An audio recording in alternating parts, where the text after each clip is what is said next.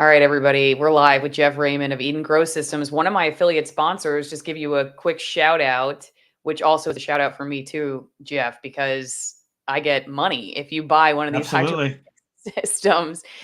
You can ask Jeff anything and everything about hydroponic grow systems or homesteading because he does both. And that's why I had him on today. Oh, don't forget to check out the link in the description because you can go to edengrowsystems.com/Allison if you're interested in hydroponic farming. But Jeff, I happened to see this very sad looking young woman trending on the internet, and it came with the title from The Atlantic, which I used to have a subscription to. I can't believe I did. I don't know. Was it me or them that changed? I'm not sure. I'm 'Cause guessing it's them. I used to love reading The Atlantic. Do we love how my microphone is just moving across? We're back, you guys. We're back in business. Lynn got the studio set back up just the way it used to be in Washington, and I'm hardwired Ethernet in, so we shouldn't have any internet issues. But just like the good old days in Washington, my microphone refuses to stay in the same spot. So we're figuring this out. We're getting a new microphone, but just deal with it. All right. Otherwise, you're going to end up sad like this young girl. Jeff, the title is How Rural America Steals Girls' Futures, Death in a Dying Town. Okay, here's my read on this. If I can summarize it, and please tell me if you think I'm over exaggerating or I got something wrong. But first off, I think it focuses mostly on what they would stereotype as conservative Southern rural America. That's kind of she's talking about Arkansas. I don't know if we would Mhm. consider, I mean, Arkansas, I don't know if do we consider Arkansas the South?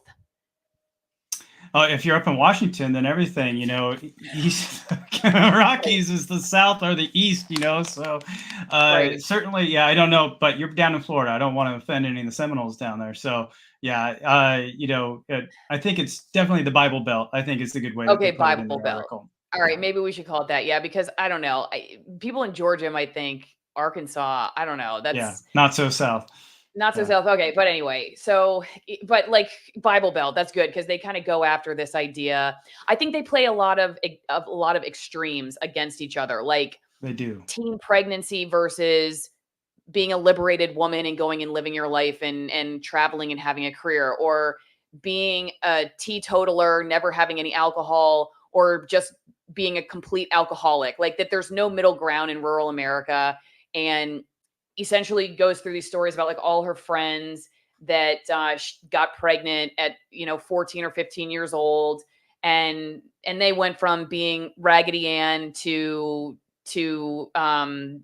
this respected mother, which was like the end all be all of being a young woman or a girl in her town. And she's going to try to study why it seems that research found women were dying earlier in small rural towns. So she's like, what's going on? Why? And it has a lot of pictures like this of, young girls with their babies, right here. Okay. For instance, in Clinton's sex, and the question of whether we were allowed to have it or talk about it was related to how people viewed girls' futures. The idea that we might become fully realized adults experiencing sexual freedom and fulfillment was not fathomable. We could become helpmeets for our future husbands, or we could be ruined. And I'm going to just toss it to you from Oh, here. I know thanks. this is probably the most uncomfortable section, but it is kind Oh, of, I mean, this article, I think, makes two assumptions. The first is what it means to be a fully realized adult. That's the yeah, first assumption that they're going with. Like, what does it mean to be a fully realized adult? In their, this person's article, it it appears that it means having a career, like experiencing, I don't know, travel, yeah, being independent financially, maybe, and like living out on your own, getting out of your hometown, and then also what sexuality is. And so her definition of both of those things don't fit with her experience of this small town she grew up in. And then she kind of she blows it up to have something to do with, I guess, all rural yeah, life. Okay, so go ahead. yeah. Let's start there. Well, What the does it mean to be article, a fully realized adult, and specifically yeah. fully realized woman? Go for it. You're a woman. What is a woman? Yeah, in today's world, no. Okay, so first we're gonna go. No, I'm not. The This article made me think a lot. When you sent it to me, and I read through the whole thing a few times actually. I even spoke to my wife about it, and I was trying. She didn't have time to read it, but I was asking for her thoughts as a woman. How do you feel? How did you grow up? And for background for those who've never met me before, I might be running a company now, but I grew up in small town America. I had, I think there was like 20 people, 30 people in my graduating class in high school. I didn't go to my graduation. I was going to community college. I remember partying and having a good time and doing all those things. As compared to this article where people, and sorry, I'm looking down to see my notes here. I apologize, but people are doing this at 12 in the article, and 13 they're having sex, and at 14 they're pregnant, and that really blew my mind. But the article really made me think through a lot of things. One of the first things that just jumped up into me, and Allison, I'm a Christian man, and I live my faith. I just don't say it. I don't believe in the little C church, four walls. I believe in the big C church, the body of Christ. And one of the first things that, as I finished reading the article, even the second time, is it's just dark and foreboding. It's a very, very dark situation, and it seems like it's communicating a sickness almost that's spreading. And they're trying to say it's spreading in rural America. And when I grew up, I could see some of these things where I grew up, but I live in a small town now with less than 10,000 people in it, and I live up in the mountains, and we're not seeing the same thing they're talking about here, but certainly some of these things are present. But what I really caught my attention is that they're trying to say the city, right? Here's rural America and all these bad things, but the city is where you experience the freedom, the sexuality. And, that caught my attention because I remember growing up, and, for us, I mean, you're former Washingtonian here, it was all about going to Seattle, right? Like, get out your small town, get out of the field, stop throwing hay bales. Let's go to Seatown. Let's check it out. Let's have fun and experience everything that's there. And this article smells of that to me. And they're talking about how bad rural America is. But if you're in the cities, you're going to have, you're not going to have these problems. The interesting thing in the article is they're really making it seem like this is a prison that these poor kids are experiencing. And I think they're right in that. But the problem is they're saying the prison is in rural America, but the same problems that the article is speaking about exist in urban America, in the cities, just the same, if not worse, than what they're talking about. The sex, the drugs, they're just as prevalent everywhere. So to me, that's the real sadness, is that there's just this dark cloud of negativity that this article is just really only doing one piece of. But what caught my attention is if you look at the pictures.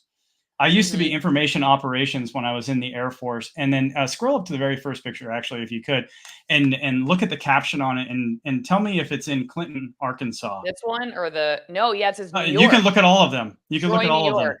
They all say Troy, New York. Yeah. Troy, New York. Yeah. So this smells of propaganda to me. And when I was in the Air Force and we were drawing up psyops and all types of IO, these pictures were chosen as an emotional response. These are their thumbnails, essentially, to get your attention. Well, and Jeff, look at the dates, 2006 on that one. This one's 2013, but the article is written in 2023. So she talks about her growing up in her sex ed class. They were talking about how condoms have holes in them, small enough or big enough for AIDS to get through. Yeah. And okay, well, maybe they did think that back then, but probably everybody. I mean, there's so many weird ideas about AIDS, like back when this person was probably in middle school. So, I mean, it's just weird to blame that on rural America. And yes, just like you said, that was one of the things I caught too. The urban motherhood, the inner city, it's the same thing. Having a baby gets you status. That's one of the problems. We used to do urban ministry back when I was in Boston. And, that was one of the problems, was that like a lot of young women who felt like, they were nothing. Their parents weren't around, and they wanted to gain some kind of feeling of, I don't know, self-confidence or something. They got pregnant and had a kid because then there was like somebody around to make them feel better about themselves. Sure. Yeah. And it's part of that darkness. It is like a sickness, and it's a compounding sickness. And you mentioned earlier how the article is really going to extremes. It's like either you're this or you're that. Mm-hmm. You're white or you're black. You're pregnant or you're, abstinent the whole time in your life. don't do drugs, you're just an alcoholic and a druggie. I mean, it was so extreme, and it's very representative of what the world is today. The dividing, I mean, in our, faith, it's like the dividing of the sheep and the goats, right? The wheat and the tares is it's just this huge separation that's going on there. And it seems like they're driving to some things, right? The article, when I looked at it and I kind of stepped back and I did that thing that we're not allowed to do anymore called critical thinking, I sat there and I came up with, what is it, five? I think there's five things it seems like they're really driving to. One of them was the drive to moral depravity. Is like, why are these kids at 12 even thinking about these things? I was just out talking to some people and friends about the article as well. And I was like, what were you thinking about at 12? I'm like, I was still digging holes in the backyard to play war, I mean, that's what I was doing. I wasn't thinking about, because the article talks about how at 12, they go over to their friend's house, they go put on some really provocative makeup, they do themselves up. I mean, where did they even learn these things? Their parents certainly had to be a part of it. The movies, the culture, the schools, they just didn't pick this up on their own. There is something that's driving them to this moral depravity to where they end up in a prison. It's not self-induced, but certainly they're choosing pieces of it to get sucked into it. And that prison is real. And it seems like, that drive to moral depravity is one of the things that helps keep them in it. Either it's the guilt, or like I said, benefits, the pleasure that comes from it, but there's something driving them there.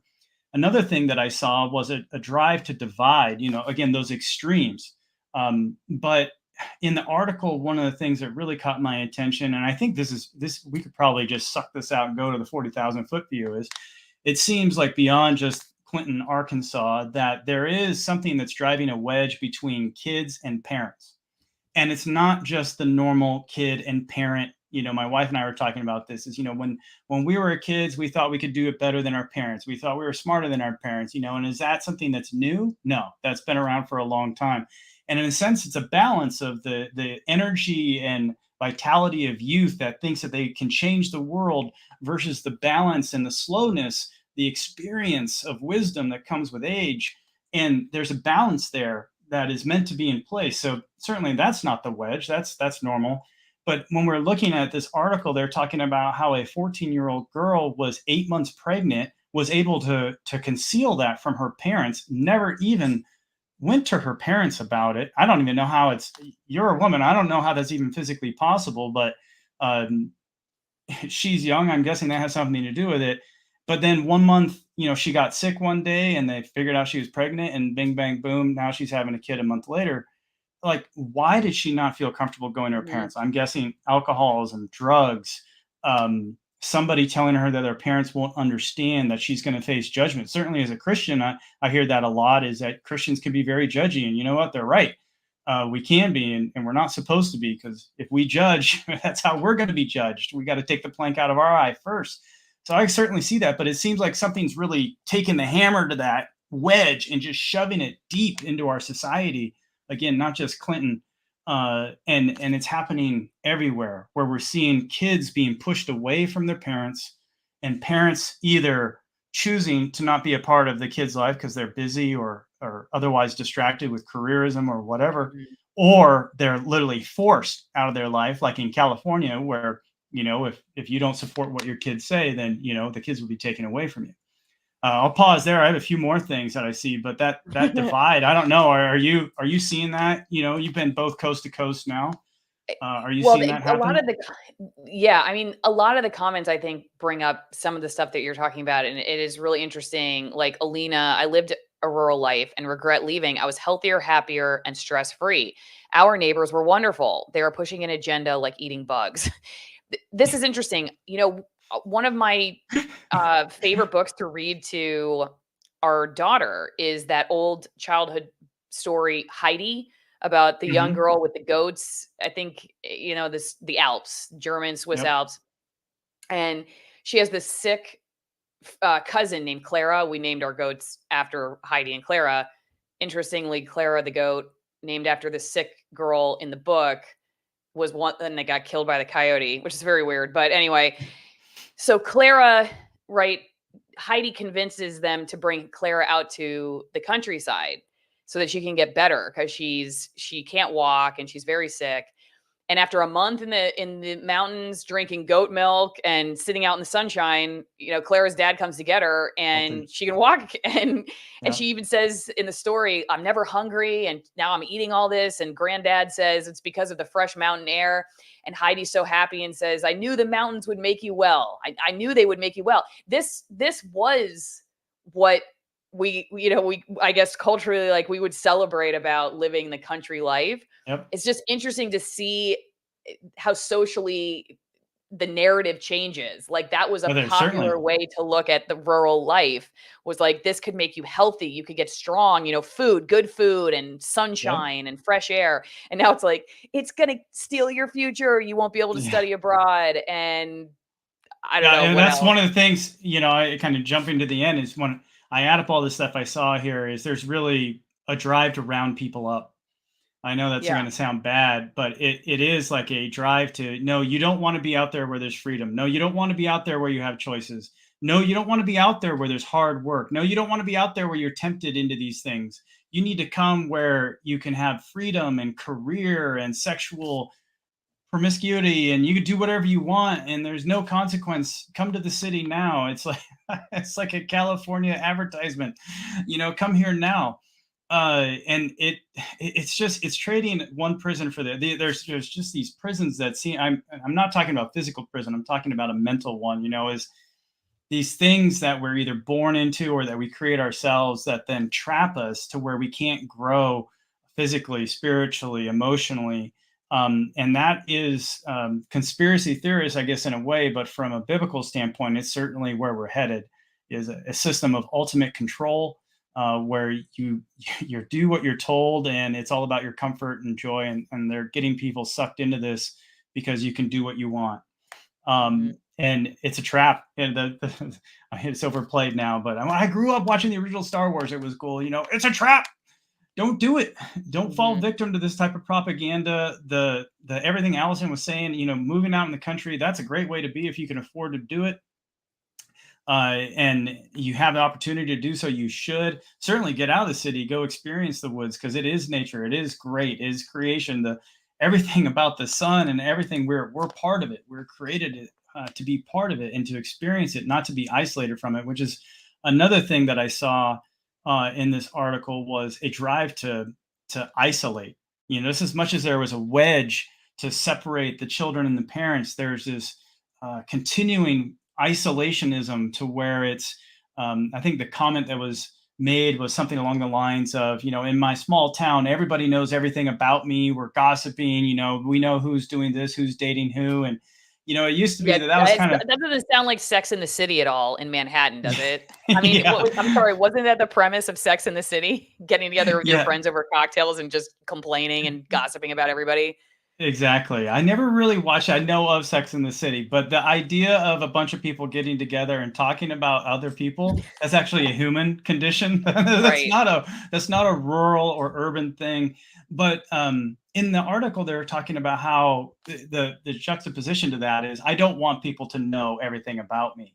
Yet I want to be out here and be sexually free and do all these things. These are confused people, and they're not Yeah. understanding the bigger picture. They're not being allowed to be told, or they're not being taught that these things exist everywhere, and it's not good to be isolated. It's not good to sit in your home during things that happen in our life in the last 3 years. I'll say it that way. I don't want to get you in trouble, but it's not good to be sitting there by yourself. We're meant to be in community. We're meant to be doing these things and talking and sharing and having our emotions and doing all that. We're not supposed to be isolated. Isolation leads to sickness. It's part of the reasons why NASA is having a hard time with all the astronauts, like a 6-month journey to Mars, and then in a small tin can, very isolated, and then you're on a whole nother planet completely isolated from the rest of humanity. Those are mental barriers. And I see that there is a force that's driving people into isolationism, which then leads to the next drive that is also spoken about. Again, I'm kind of abstracting this a little bit, is there's this drive to sickness. It talked about how these young women are and they said young men too, but the women were the focus. And it was they're dying earlier than their peers outside rural America, and implied that the cities and urban centers are better for you than rural America because you won't die as soon. Well, then you look at what the conditions were that were listed there, which I don't know if we can trust their full extent, being that they can't even get their pictures right. But let's assume they did some homework. Heart disease, diabetes, congenital heart failure. And then you look at some of the pictures that they're showing from the city, and you see this girl, laying out on a table, posing, I'm so sad. And she probably was. She looked like she was a sad person. Don't want to I'll take show that you. away from her. But then you see a giant thing of sugar on one side. You see iced tea filled with sugar on another. You see processed food over here. You see, the buns over on my right hand side of the screen here. And, they're all highly processed foods. And this is her birthday. This is a special day, right? This is the day you spend extra money to take care of someone. Certainly the cake was nice, but you look at the other food there. What are they eating the rest of the time? And this is part of what Eden is about is, hey, let's figure out city, because that's where this picture is, make no mistake. It says it right below it. Let's figure out how to get them some of rural America. Let's bring the farm into the city. Let's let people grow their own foods in their homes again.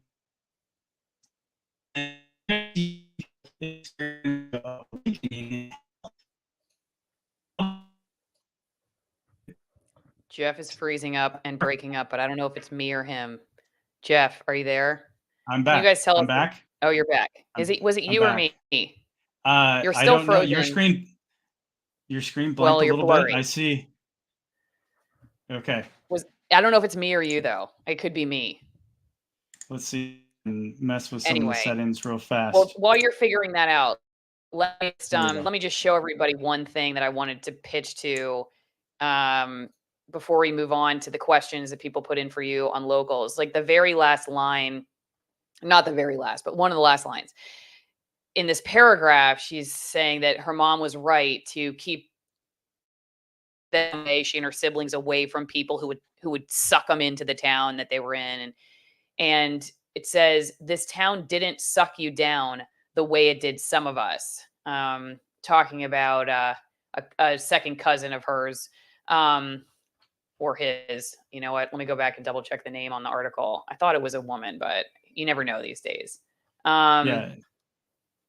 By It seemed like it Monica. was a Yeah, that's right. friend. Monica Yeah. Potts. That's right. I thought it was a woman. So anyway, long story short, yeah, it's about hey, it's not, which actually seems to be quite anti-feminist, is that it's not you who charts your course. It's just getting out of this town. Like you can't make it happen here. The other thing that I thought was interesting too is, the article makes it sound like, yeah, granted, having a kid at 13 unmarried, like I don't support that. I think it's a bad idea. Bad idea. However, generally speaking, what's wrong with being an adult who gets married and then just has a kid and his mom? I mean, because I think what this article conflates, and I think purposefully, is the idea of rural America being something that doesn't allow for women to be fully actualized human Yeah. beings because you just become a mom. Because eventually these women or girls in some of these cases, like they become adults who are now married and have kids. And okay, so they're older. So okay, they had kids young and they were unmarried. Like I said, don't think that's a good idea.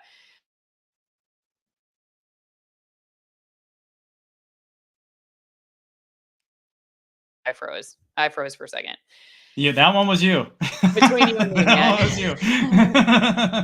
Anyway, so yeah, so it's like I think they purposefully do that to sort of just shine a negativity around the idea that that's not good enough for a woman to just be a mom, and that's all your destiny is, and like that's a terrible thing. I don't know. Jeff, before we go to that, I also was going to bring this up. Have you read this book, Educated, by Tara Westover? I have not. No, I'm reading The Okay, Devil's Chessboard right now, which is okay, very it's really interesting. interesting. She came from a rural, I think, Utah, and her parents, like, she was homeschooled, and let me tell you about it in a second. It's really interesting because it won. It was like a New York Times bestseller, and it is a very good book. But it's along kind of the same lines as this Atlantic article. It's her memoir. It's not a research paper or anything, but it kind of does the same thing. First, though, just a heads up too about other sponsors. Everybody, we got Field of Greens. All right, so if you're interested in some superfood powder, you don't have your hydroponic system up, your garden is decimated by squirrels like mine, you want to get some superfood powder, you can just put in a glass of water and shake up and drink. This is a great way to do it and a great way to support my work. It's fieldofgreens.com. Use the promo code Allison with 1L. You get 15% off your first order. Right now, I'm drinking that one with the pink label, and it's very good. It's physician formulated for like immune function, organ function, like all the greens and the fruits and everything are picked specifically for that. There's like a metabolic blend, and it's just tastes good too. So it's a great way to get some nutrition if, like I said, your farmers markets are closed or you are a terrible gardener like I am. You can mix it with your Allison wine promo if you want. I think it's Just not a say great no. idea. Just say no. I think it's Say probably yes not a to great buying idea. it. Say no to the mixing of it, or drink more of the high altitude Malbecs before you drink the. But Just don't mix them. I haven't experimented to see if maybe it would help your hangover. So I am gonna Ooh. I'll let you guys let me know. I was just doing a little bit of reading because I wanted to learn more about the wines when I was on the page during the last live stream or after it, because like I always tell you guys, they come from very high altitudes and everything, and very remote regions and everything. But they have a lot of the little factoids here. Will Bonner, the guy who started it, is the one who went looking for all of these remote vineyards, and they're really interesting. I mean, honestly, I learned a lot about wine. That wine is followed very similar farming practices to like the big agricultural practices for a lot of different like foods and like additives and spraying chemicals and all that kind of thing. Not sustainable. Yeah. Not sustainable. Yeah. And so actually this wine is like very unique in that regard. And you can learn a lot about it even if you just are interested, you're not going to buy the wine, but you're interested in like winemaking or what the industrial, grape market is like these days, or wine market is like these days.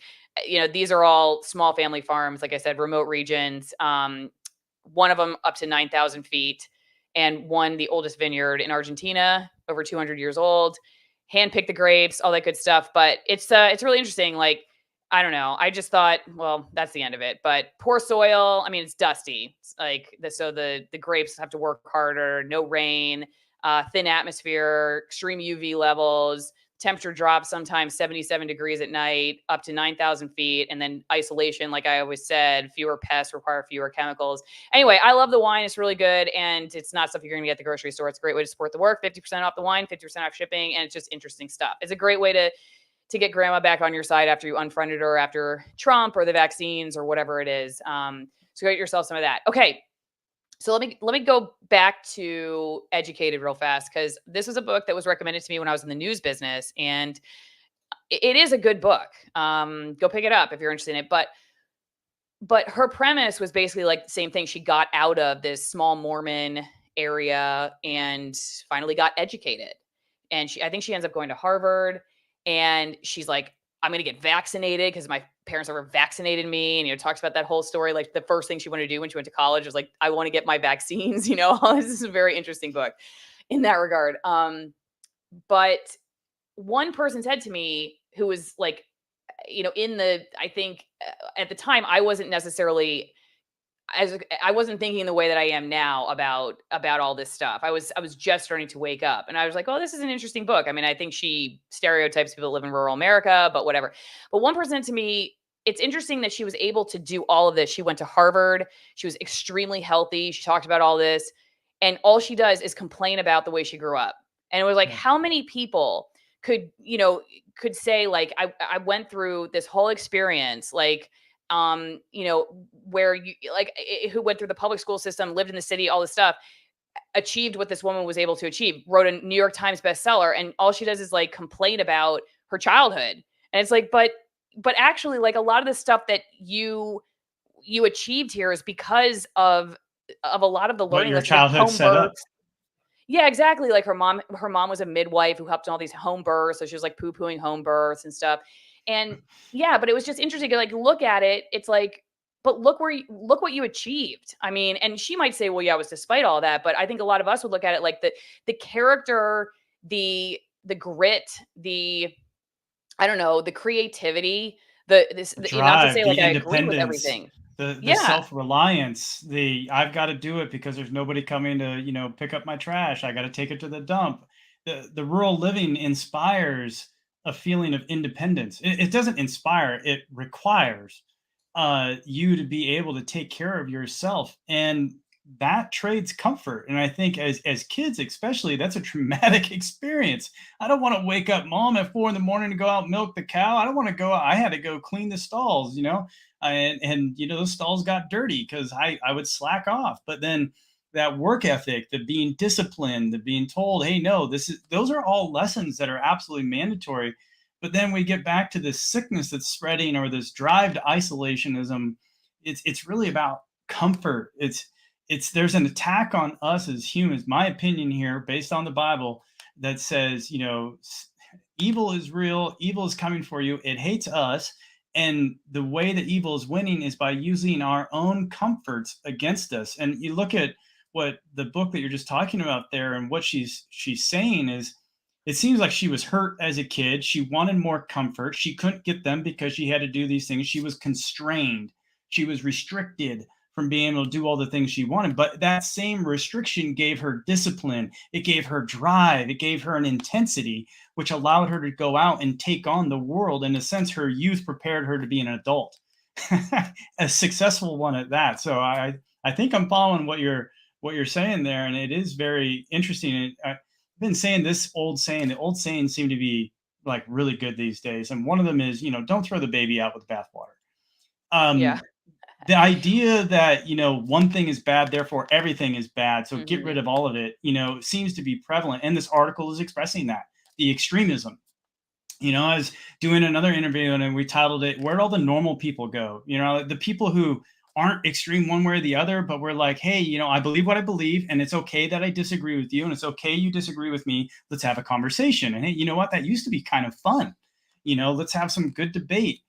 But now, like, if you do that, you're considered anti-normal. Now the normal is, oh, you're for Trump. Oh, I hate you. Oh, you're not for Trump. Oh, I hate you too. And it's like, there's goods and bads with everything. And in this case, this person, the author, is throwing the baby out with the bathwater. Is there? And same with the Atlantic article is, Yeah, this. because Go like ahead. you were saying, I'm not trying to do the opposite of what they're doing by saying rural America is somehow utopia and you just move to the country and all of No, a sudden your problems are gone. Okay. no. It just trying to say that, yeah, like you said, it's a human problem. You can have these inner cities with the same problems she described. I mean, she could have been talking about inner city Chicago Oh, and how it steals young black men's futures. You know what I mean? So yeah. Well, they're trying to go it's over white like girls. alcoholism, like it's somehow unique to rural America, or drug use. Like these Right. are not unique, or kids having sex. Abortions, Yeah, the only none of difference in that. rural America, like, in that regard probably is that they have the kids. So, like, the Yeah. kids live to be part of the story. But, like, my husband is in the chat, and he's saying all this stuff he's talking about I'm talking about you, is the reason why cities had to start building green belts and parks. Violence went way down after Central Park was built, and it's true. A lot of cities got too concentrated, and they realized, "Oh, we should have parks." I mean, that's a thing now, right? It's preserving green spaces in cities and everything. Why is that? Because you cram too many people together and they can't sit it. So there is a value to like having the countryside and living out in the country. And we see that in cities. Like they say that and then they write nasty articles about how terrible the country is, even though they need to have little pockets of countryside in the Yeah. cities. You know what I Well, mean? So that's where there's the drive to the Roundup, and that's so I've seen the drive to moral depravity in this article, the drive to divide, to isolate, the drive to get people sick and keep them sick. That's good for business, is sick people. And we see the drugs and the alcohol that are there, and the disease, the food in particular that people have access to, especially in poor rural and urban cities. Uh, uh, it's horrible. But the last one is this drive to round up. They're making this extreme case, and like we've spoken about, like you just summarized, is I'm not saying that if you go to rural America your problems are gone. First of all, you can't run away from any of your problems. I know this firsthand. You try to run away from a problem, God will make sure you eventually deal with that problem. And usually it snowballs. It gets bigger and bigger and bigger. The faster and further you run, the bigger that snowball gets. It's better that you just do an about face, take the hit right in the face or the gut or wherever it's going to get you, and deal with your problems. So there is no running to urban or rural, depending on where you're at. Your problems are your problems. Everybody has them. And these issues that are spoken about in this article are not unique to rural America. They exist in urban, and the issues that are in urban centers exist in rural areas because it is a human problem. It's a sin problem. It's a fall of man problem. These things have been around forever problems. And what they're just doing is, again, I think the way that they did the imagery here, this smells of propaganda to me. There is a very important story in this article, and it's very sad. But the fact that they use propaganda techniques in their imagery makes me question their authenticity of what they're trying to communicate. I don't think that they were trying to bring light to the problems that these individuals were having. I think they're trying to use these individuals' problems to get more reading on their article. It's the same thing we saw with Rolling Stones and how they're going after individuals, people that you and I know, and attacking them just to get more clicks. And that's what this article smells like. But it's I've seen this lately too. There's an enemy out there trying to tear everybody down, trying to tell everybody they're not good enough. They need to work harder, work longer. They need to do more. They need to exercise more. They need to eat less. They're not good enough the way they are. And they need to change themselves physically to be able to become who they're meant to be, because they're just a mistake. Everything about them is essentially a mistake. They're a victim. I reject that whole line of thinking because it's from the enemy. I believe to choose Jesus Christ is my way. Is he's sitting there going, yeah, you're a sinner, but all you got to do is say you're sorry, and then I'm going to be with you, and you're beautiful, and you're perfect, and I love you, and you don't need to change all these things about you. You just need to, ask me to be there to help you to stop sinning. And one of these messages is hopeful, and the other one is hopeless. One of them has you embrace how horrible you are and accept the fact that you're just despicable and you're never going to amount to anything. And the other one's sitting there going, actually, you can fix that. There's a way, and it's very hopeful. And I see articles like this one. They're attacking and tearing down people. They're trying to make them feel like there is no hope and that they are stuck in their situation forever and ever. Essentially, they're reinforcing the prison of your mind. And that mind is with you whether you're in the city or whether you're in your rural America or by yourself in the mountains. That's even the worst place to actually be. By yourself in the mountains. That one's tough. You're going to die. I know, I've been there. Yeah, I didn't like, after like I said, I read the article twice. And then I started really thinking about it. Then I saw the imagery and the emotions they're trying to elicit. And it really did smell like they're trying to say, get out of rural America. You can't be who you want to be. You need to go somewhere that's not rural America. The opposite of rural is urban. So go to the cities.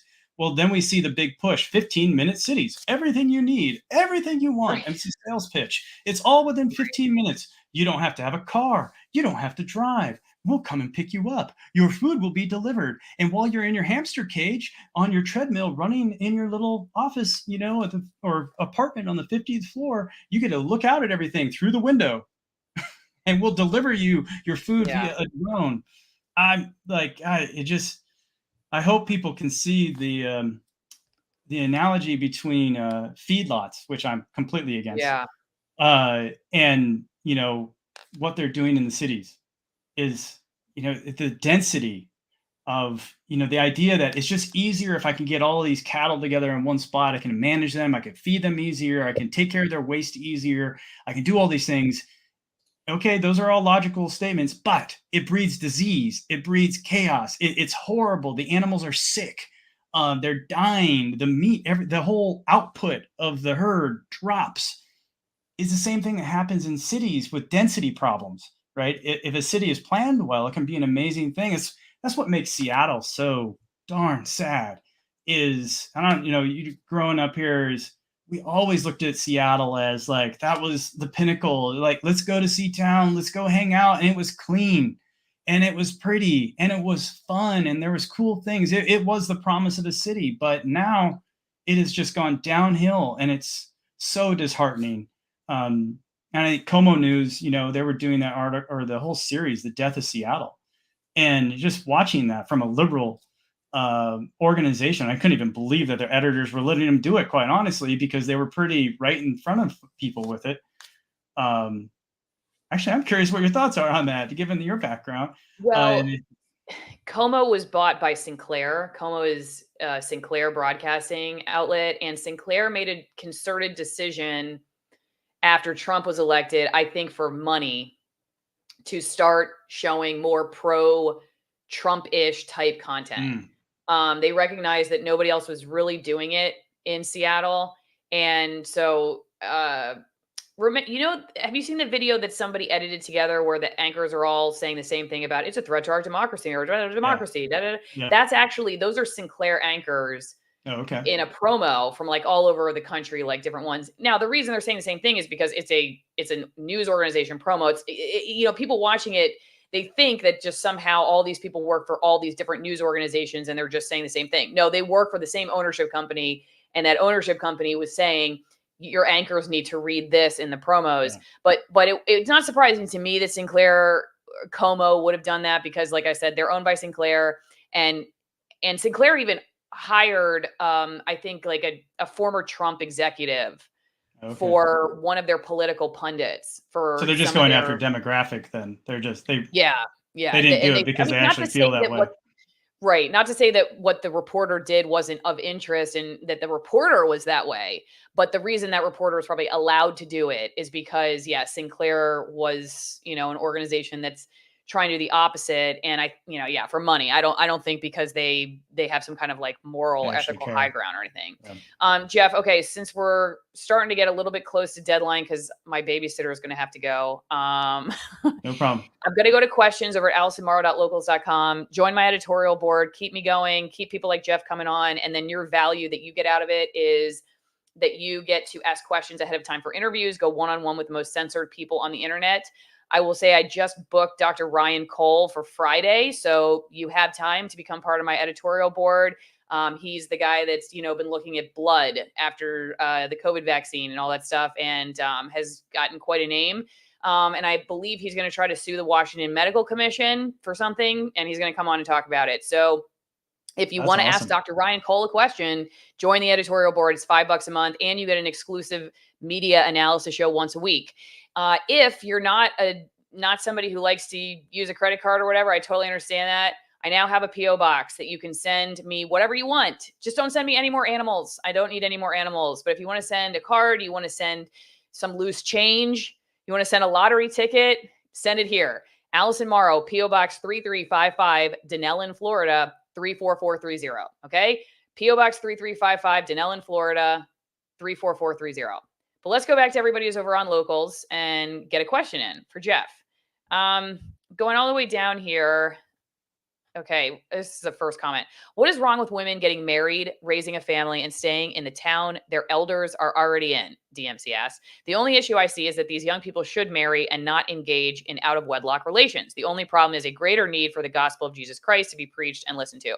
But yeah, like we talked about earlier, I mean, yeah, like what is wrong with this?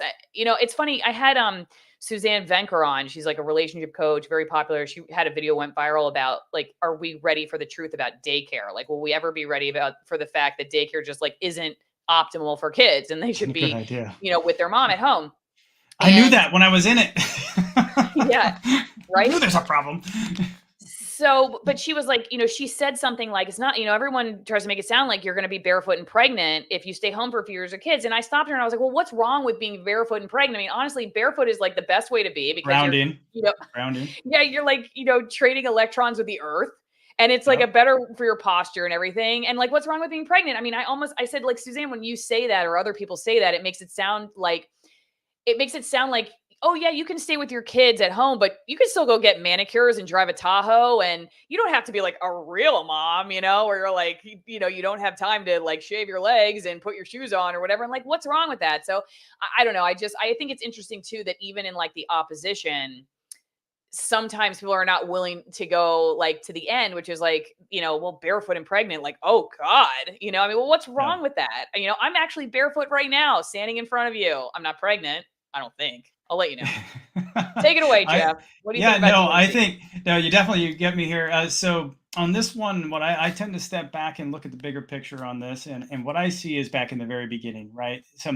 I believe that we were created. An interesting thing about me, for those again, you don't know me, I didn't come to Christ because I was raised in a Christian family. I'm actually one of those outsiders who came in, and I'm an engineer, which usually means I'm not supposed to be a believer because anti-science, and all that.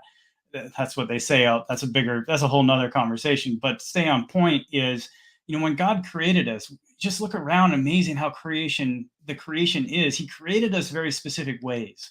And he made us male and female in his image, in their image. He created us male and female. It's actually said twice back. So it's not a confusion. It's not a metaphor. It's not an analogy. We were created differently, and there's beauty in our differences, and they're to be celebrated. And what you're seeing here is a tearing down of differences to make women more masculine, saying careerisms, chasing this, going after, go doing all these things. This is what really, really matters. And you're seeing men being torn down, masculinity being torn down, saying you need to be more emotional, you need to be less of who you are, and less competitive, less aggressive. Well, yeah, that's all bad. And what you're seeing here is an attack on the very creation itself. This person has spoken about Jesus Christ and what's going on there. Woo, weird power stuff there. Sorry about that. And obviously on the right track, but the individuals here, they're not in the right group of people. Even they're not surrounded by love. Um, Otherwise, they would understand this. They would understand what Allison was just saying. There's nothing wrong with being a mom. In fact, being a mom is one of the most respectful, most honorable things a human being can ever possibly do, and only women can do it. Now, the interesting thing though is when men aren't present in a woman's life, then the woman has to become more masculine to be able to do what is necessary. There is a cost to that, and it is negative. I was talking to a very dear person in my life, and the individual was sharing she has successfully raised her own daughter by herself, and has done a very good job. But she hasn't been able to experience, she's now early 50s, and she hasn't been able to experience the joy of her own creation until she finally met a man, and she stayed by herself a long time because of the hurt that she's experienced. She finally met somebody, a man in her life, that helped create an environment that men are supposed to create, a safe environment, a protected environment where the man goes first to take the bullets and the woman doesn't have to step up and do all those things. And she was able to experience a completely different part of who she was, a part of her that she loves, that she missed. And she shared this with me. She's saying, I didn't even know I was missing it, but now I get to be more caring, and I love doing that. I get to provide, and I find joy in that. And what we're seeing here, in this the topic and the conversation is a drive to try to tear away from women something they are naturally good at, and try to make them feel guilty for wanting to raise a child, to want to show compassion, to want to experience love in a way that men cannot do. It's a travesty, and I don't know, I'm not a poet, I'm not a good man with words, so I hope I try to communicate. I have a lot of respect for I don't even know how I can carry something 9 months inside of me, man. That sounds crazy. But you women are amazing, and you should be loved, and you should be cherished, and I don't think you should be put up on a pedestal. That's wrong. Nothing comes between me and God, not even my wife. God, then my wife. But what we should be doing is getting our priorities right. And if we get God first, it's a beautiful thing. You get God first, and you have husband and wife here. If you each move closer to God, you move closer to each other. And that's how it should be, and that's what the creation was meant to be. Sorry, getting a little got me worked up on that one. Hey, no, I appreciate it. On a different note, maybe read the Bible instead of the Atlantic. Why does anyone read the Atlantic at this point? I don't know. A lot of people, It the trends on social comments. media. Well, I saw it posted on Facebook, and oh my gosh, the comments were just everybody just sucked in, like, Yeah. hook and sinker or whatever it's called. Um, bait, hook, and sinker, whatever. Anyway, I mean, Yeah. just everybody was just like, "Oh yeah, this sucks. I'm so glad I got out of rural America. It's terrible." I mean, Yeah. this could have been bots, but There's a okay, Reddit MSL. forum that had the same thing, same Yep, type of stuff. yep. MSLSM. The minute this author said she wanted to run away to California to be rich and famous was when she lost me. I couldn't even follow what she was trying to say. She was talking about so many different things without giving any analysis. How is living in a rural area taking away their future? Yeah, she like talked about She was all over. Yeah, I some agree. kind of Yeah. research, but she didn't cite any sources. I think we talked about that one. So I'm going to go, since I'm running out of time, I'm going to go to the next one. Scott McVicker. Author and her friend both felt similarly. No surprise. Many will try to want a change of venue, different experiences. Small town kid goes to the big city. Common. Okay. The trap that the author falls into, we talked about this, Jeff, is one of overgeneralizing, that her disaffection is pervasive in her and thus every community. A flawed personal claim of emotional damage presented in the form of a class action aggrievement. No, Victoria, as you will learn, your lived experience is not the truth. How many such wandering souls return to their original locales, having found the Yeah. greener grass undigestible? That's Yeah. interesting. Yeah, no, that is it. I mean, you see the story of, leaving the small town and then you just want to go back, because you have your experiences, and I was one of those people. So yeah, I think that's a good Yep. comment. And then Frosty, my girls grew up in rural America and are just fine. One is a mom, MBA, and bank VP. The other HR executive of a healthcare provider. My three boys did okay too. But yeah, like even if you just were a mom, like you weren't an MBA and a bank VP, like you're okay too. Yeah, I And think it's a in the minute, world, you know. sorry, just jumping in, that drive to divide is there again, and to isolate and to make people feel like they're not good enough. That's all BS.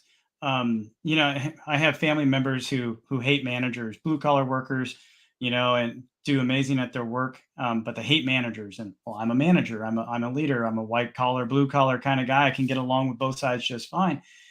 But there's a lot of bad leaders out there that try to make people feel really bad, um, because they don't have the same education, or their job doesn't seem like it's important. And every day I would go into the office before I was in my current job. I'd go up to all the executive assistants, to the janitors, and I would show them the same respect that I show everybody else. Good morning, thank you for what you're doing, thank you for taking care of us. And showing them the same respect that I would want them to show me. Hey, thanks for what you're doing. Thanks for keeping the money coming in, so I have my job. This is how we're supposed to be. We're supposed to be together. We're not supposed to be divided. We're supposed to be united. And instead, we get this message of continual division and making people seem like, well, if you have an MBA, you're better than the mom. Well, no, you're not. We're Yeah. all screwed up. We're all messed up in the eyes of God. We're equally as bad. Sin is sin. One isn't worse than another. We get that part figured out, we can actually start having conversations again. And Jay Gannon, this is a good way to end it. Nothing wrong with city folk or country folk. Can't we all just get along? Just like you were saying. Yeah, look, I don't want everybody to be a country folk because then they're going to move to where I live. I would love it for you to be city folk and stay there and love your city life and like find a way to have a, Yep. have a life if you want it in the city. I'm not trying to tell everybody to move to the country. I like it with nobody out here. So, yeah, Yeah, I I like get not along with having city folk neighbors. It's fine. great. Yeah, exactly. Yeah. All there right, Jeff, I, let's tell everybody real fast where they can find you. You host the Real Martian YouTube channel, so you can go I there do. and watch Jeff. Yep. And then also go to edengrowsystems.com/Allison if you want to get a hydroponic, if you are a city person and you want to bring a little bit of country into your house. Or if you're in the country and you just want to do hydroponic because you don't like squirrels eating all of your vegetables out in your garden, Yeah, that's that is another a thing to problem. do too. But Jeff, Can final I jump in thoughts. real fast? Yeah, Yep. I just wanted to say one of the challenges that we're having at our company is that we're like David versus Goliath right now.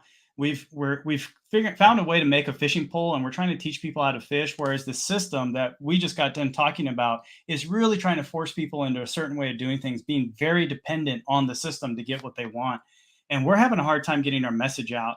We continue to work on things to get our products to be less expensive, but we're American built and we're using really good quality parts. So it is expensive right now, but in order for me to get the price down so that I can help feed more people, because that's my mission here, we are doing a what's called a regulated crowd fund. And we're looking for investors, and the people can go, just like they can go /Allison, they could go /reg CF. That's Romeo Echo Golf Charlie Foxtrot. And we are looking for people who would like to invest in Eden right now. And you don't need to be a certified investor. We're just trying to get the word out because the algorithms are actually actively suppressing that message. No matter how much I put stuff out, I can't get the reach. So I just a call to action. If you care about freedom and independence, my company is here to actually help deliver that to individuals in the city, rural, black, white, pink, it doesn't matter. We just want to help feed the world, really. That's what we're on a mission from God. So I just wanted to plug that. And I also wanted to say, Allison, thank you. And to all your viewers and your editorial board, thank you to everyone making Allison possible. I was watching Allison before she moved, before I ever got to meet her as part of Eden. And I think the work that you're doing is God's work. Being an independent journalist, being a mom, a wife, and doing everything you're doing, raising animals in addition to the kids and keeping track of your husband, that's no small thing. So everybody make sure you like, subscribe, and ring that bell so you get notified. Allison, and please keep fighting the fight and doing what you're doing. I know it's got to be super frustrating when you look at the numbers and everything and see what the YouTube algorithm is doing, but you're doing the right thing. So I can't encourage you enough. So thanks for what you're doing.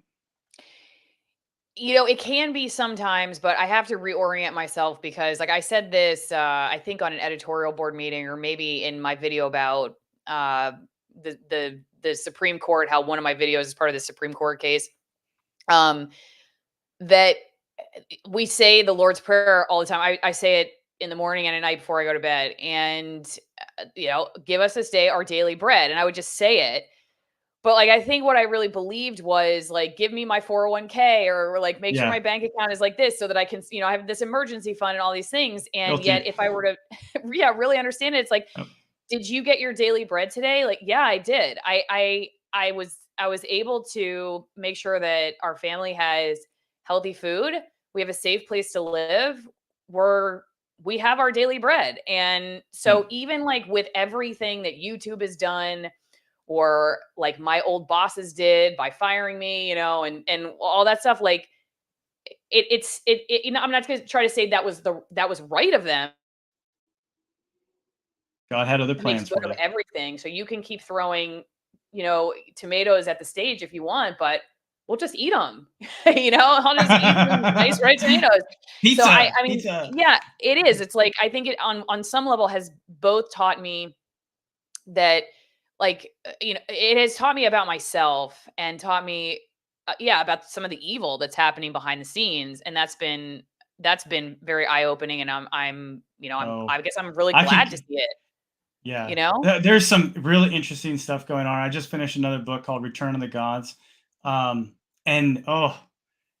Evil's not even behind the scenes anymore. It's just right out in front of us. And we think it's like new and different. Everything we're experiencing is just unique to us. But then when you look at history, I hated history when I was a kid. Now we're seeing repetitive. Anyway, I know you got to go, but that's a whole. Well, no, I mean, it's true. It's something that I have thought of recently, is that, like, what did I expect? You know what I mean? Like, what did I expect it was going to be like when I stepped out on that limb? Like, you look back on history and like a lot of people who are written about, like celebrities or something 200 years ago or 300 years ago, what was it like for them at the time? It wasn't like they were not going to be written in a book, put down in a book and like teaching journalism class or whatever. They were many total outcasts from their communities and died in complete poverty. And that goes for like some of the best musicians we've ever heard of, composers, and some of the greatest thinkers of all time, and people who were like, oh, this guy had great idea. But like at the time, it wasn't looked at that way. So it's respect for people who stand up for what they believe. What did I expect? I mean, of course it is. Well, it's Jesus said it's a narrow path. It's a narrow path. The gate is narrow. It is. So, but the load is light, and that I think is something to remember too, because I really believe that as I've been growing more on that path, I can understand that in a way that I didn't before. That actually, the burden does lighten up because your worries drop. Exactly. Yeah, and your worries drop as your trust grows. You understand, and you live in the present. Yeah, and you stop sitting there and telling God how it's going to be. See, most of our problems are because we're telling God how we want to live our lives. Right, That's right. like the watch telling the watchmaker, hey, you could have put me, together differently, I would have worked better. That doesn't work that way. But once you start to actually submit, which that's another message, like never submit, don't be submissive, don't do that, for both men and women. But when you submit to God, when you actually sit there and you put your knee down on the ground and be like, no, you're in charge, your Yeah. way, not my way, let your will be done on earth as it is in heaven, means I'm no longer in charge. And I'll summarize. If you got the bumper sticker that says, God is my co-pilot, there's a new bumper sticker you should get. If God is your co-pilot, switch seats. Yeah. I've seen that. I've seen Because that. that's exactly what we're talking about. So I know you got to Yeah, if you have the shirt, if you can read this, the B fell off. Have you seen that one? go. If On you can read this. motorcycles? Then you No. gotta get the shirt that I'm the bee that fell off. I mean, it says, the whole word, but Okay. have you ever seen that? No? It's No, I really have funny. not. No, It's like but I. guys wear that on their t-shirts on the back when they're riding a motorcycle. If you're reading this, the B what, I won't say anything Okay, else. I get it. All Yep, right, my I got it. babysitter just drove up and is honking the horn like, "It's time, wrap it up, lady." Thanks, everybody. See you next time. Thanks, everybody. Yep.